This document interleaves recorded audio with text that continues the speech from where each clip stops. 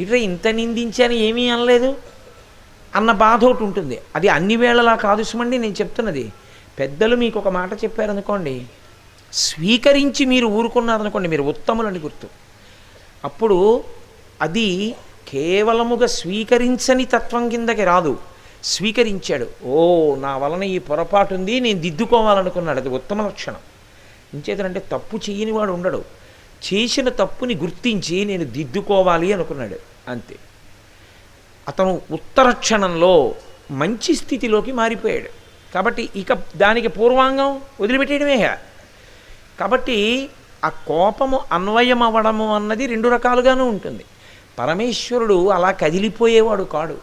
అందుకని ఆయన అసలు దక్ష ప్రజాపతి చేసినటువంటి నిందని స్వీకరించలేదు. అలాగే నవ్వుతూ నించున్నాడు. తెలియదు పాపం అమాయకుడు ఏదో అంటున్నాడు అనుకున్నాడు, ఊరుకున్నాడు.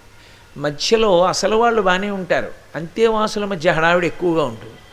అందుకని దక్ష ప్రజాపతి పనుపున భృగు మహర్షి, పరమశివుడి పనుపున నందీశ్వరుడు, వీళ్ళిద్దరి మధ్య పెద్ద వాగ్వివాదం చెలరేగింది.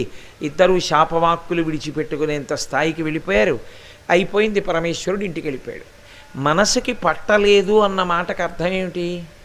ఇప్పుడు ఉత్తర క్షణం ఈ మాట ఎవరికి చెప్పాలి? అసలు ఇంటికి వెళ్ళి పార్వతీదేవికి చెప్పాలి. మీ నాన్నగారు ఏమన్నాడో తెలుసా అనాలి. మా మామగారు ఏమన్నాడో తెలుసా కాదు.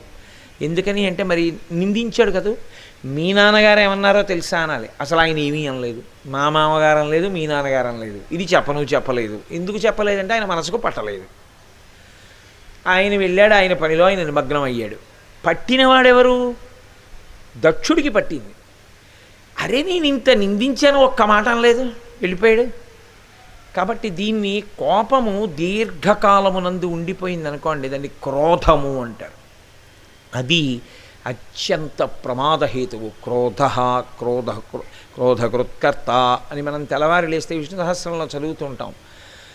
చాలా దీర్ఘకాలము ఉండిపోయేటటువంటి క్రోధముగా కానీ కోపము పరిణమిస్తే దాని వలన ఇబ్బంది ఎవరికి వస్తుంది అంటే, ఎవరు ఆ క్రోధమునకు వశుడయ్యాడో వాడే ఆ ఇబ్బందికి లోనైపోతాడు.